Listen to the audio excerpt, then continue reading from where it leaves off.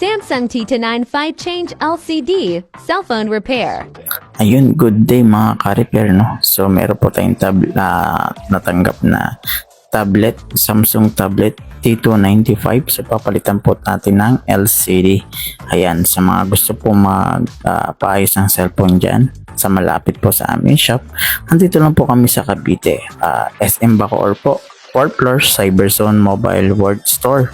So sa mga gusto magpagawa po ng laptop dyan, printer, nagagawa rin po kami.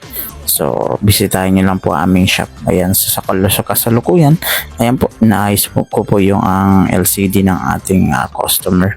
So tablet po, no? So medyo mahirap tong baklasin, kaya gagamitan po natin siya ng heating pad, so para mas malambot. Ayan, ito po yan. Sa mga gusto po paayos po ng cellphone, so nag-ayos po tayo.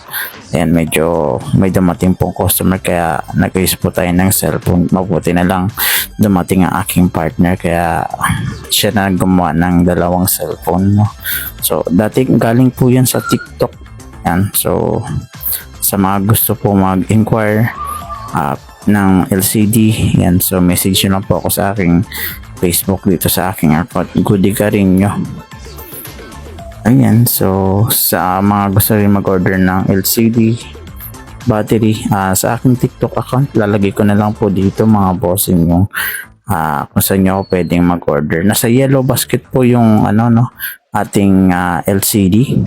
Sa mga gustong mag-order at medyo nalalayuan, pwede po kayo mag-order ng ating LCD mga bossing. Yan, ilalagay ko po sa yellow basket sa aking TikTok account. So kung malalayuan kayo at medyo hassle pong pumunta, pwede po kayo mag-order ng aking LCD. Ayan, so patapos na. So maraming salamat po sa mga patuloy na tumatangkilik sa aking page. Maraming salamat po. Sana wag kayong magsawa. Ay mga boss, ayan, so tuwan-tuwa na sila, ma'am. Maraming salamat mga bossing. Hanggang dito na lang. Paalam.